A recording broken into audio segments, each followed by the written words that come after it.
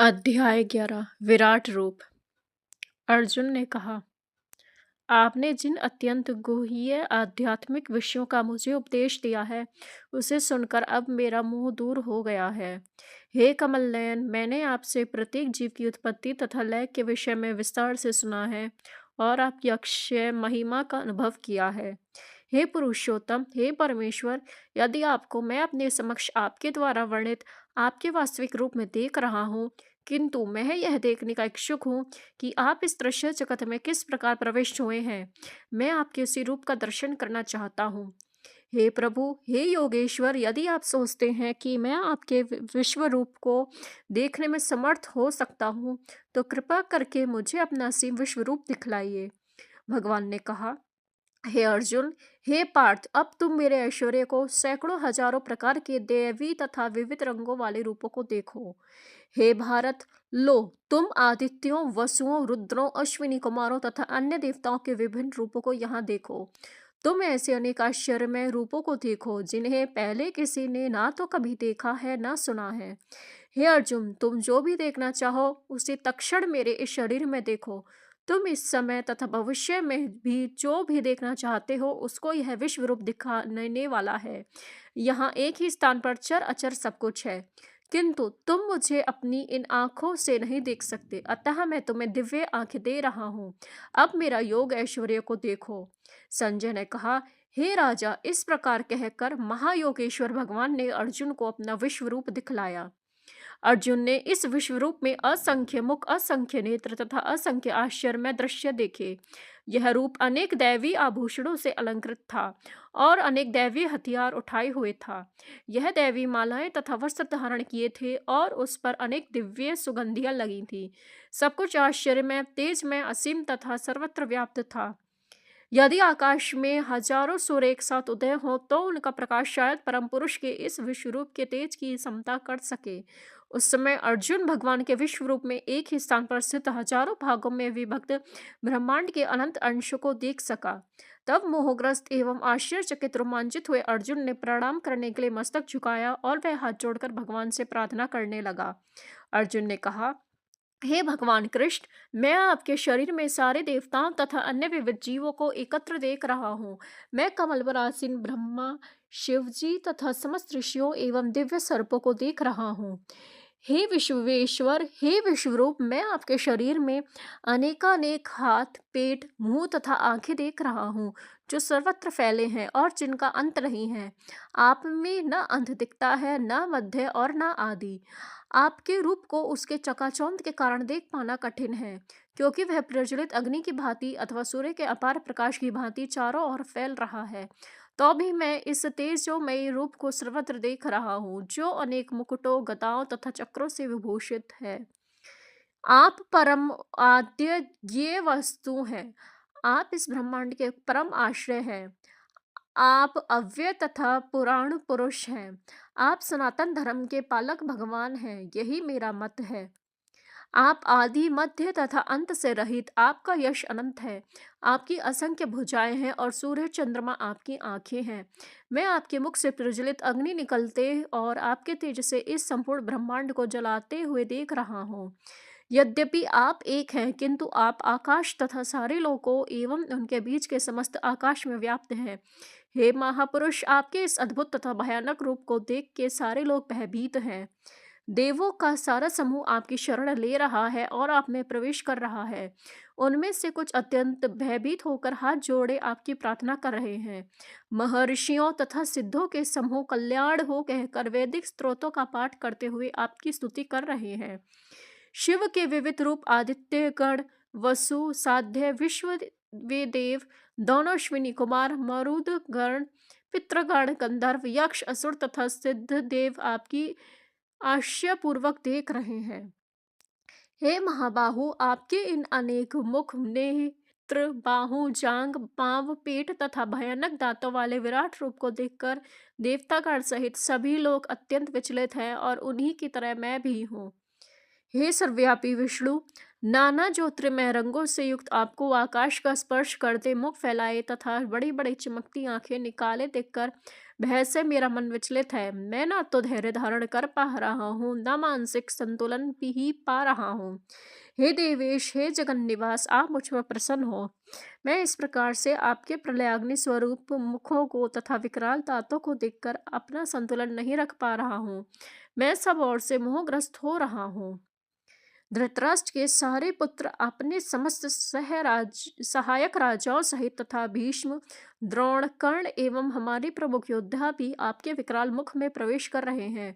उनमें से कुछों के शिरों को तो मैं आपके दांतों के बीच चूड़ित होता हुआ देख रहा हूँ।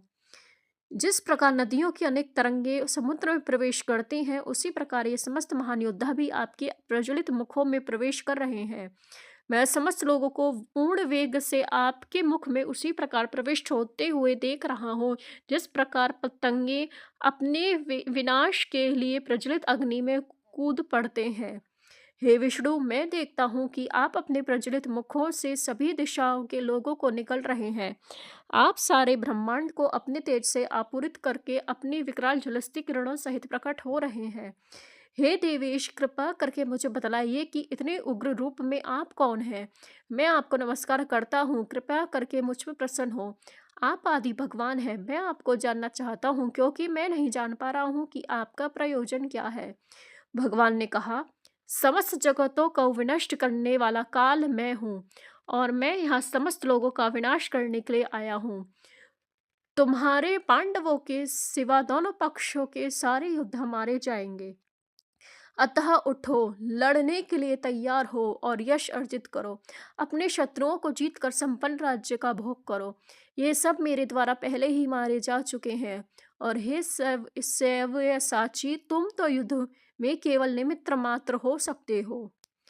द्रोण, भीष्म, जयद्रथ, कर्ण तथा अन्य महान योद्धा पहले ही मेरे द्वारा मारे जा चुके हैं। अतः उनका वध करो और तनिक भी विचलित ना हो। तुम केवल युद्ध करो, युद्ध में तुम अपने शत्रुओं को परास्त करोगे। संजय ने कहा, धृतराष्ट्र से कहा, हे राजा, भगवान के मुख से इन वचनों को सुनकर कांपते हुए अर्जुन ने हाथ जोड़कर उन्हें बारंबार नमस्कार किया। फिर उसने भयभीत होकर अवरुद्ध स्वर में कृष्ण से इस प्रकार कहा। अर्जुन ने कहा, हे ऋषिकेश, आपके नाम के श्रवण से संसार हर्षित होता है और सभी लोग आपके प्रति अनुरक्त होते हैं। यद्यपि सिद्ध पुरुष आपको नमस्कार करते हैं, किंतु असुरगण भयभीत हैं और इधर उधर भाग रहे हैं। यह ठीक ही हुआ है।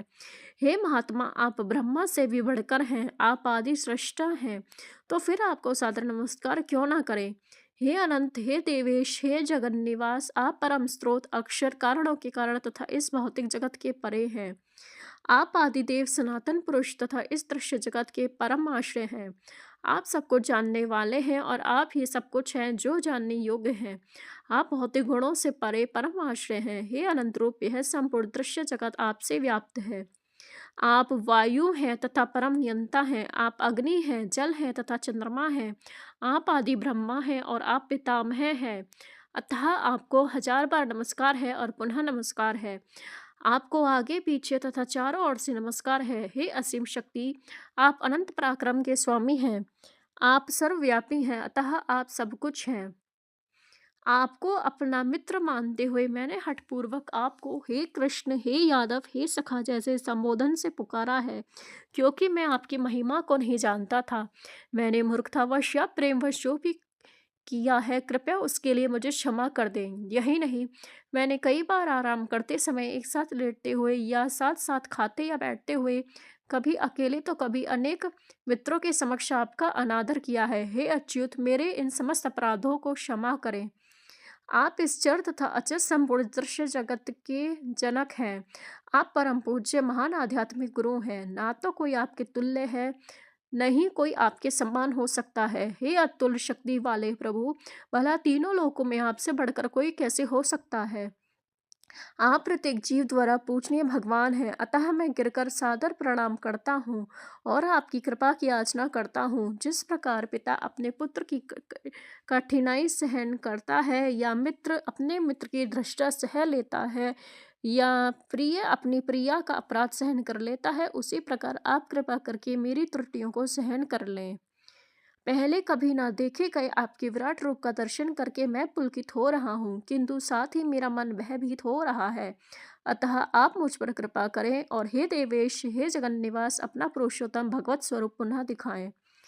हे विराट रूप, हे हस्त्रभुजा भगवान, मैं आपके मुकुटधारी चतुर्भुज रूप का दर्शन करना चाहता हूँ, जिसमें आप अपने चारों हाथों में शंख, चक्र, गदा तथा पद्म धारण किए हुए हैं। मैं उसी रूप को देखने की इच्छा करता हूँ। भगवान ने कहा, हे अर्जुन, मैंने प्रसन्न होकर अपनी अंतरंगा शक्ति के बल पर तुम्हें इस संसार में अपने इस परम विश्व रूप का दर्शन कराया है। इसके पूर्व अन्य किसी ने इस असीम तथा तेजोमय आदि रूप को कभी नहीं देखा था। हे कुरुश्रेष्ठ, तुमसे पूर्व मेरे इस विश्व रूप को किसी ने नहीं देखा, क्योंकि मैं ना तो वेद अध्ययन के द्वारा, ना यज्ञ, दान, पुण्य या कठिन तपस्या के द्वारा इस रूप में इस संसार में देखा जा सकता हूँ। तुम मेरे भयानक रूप को देखकर अत्यंत विचलित एवं मोहित हो गए हो। अब इसे समाप्त करता हूँ। हे मेरे भक्त, तुम समस्त चिंता से पुनः मुक्त हो जाओगे। तुम शांत चित्त से अब अपना इच्छित रूप देख सकते हो। संजय ने धृतराष्ट्र से कहा।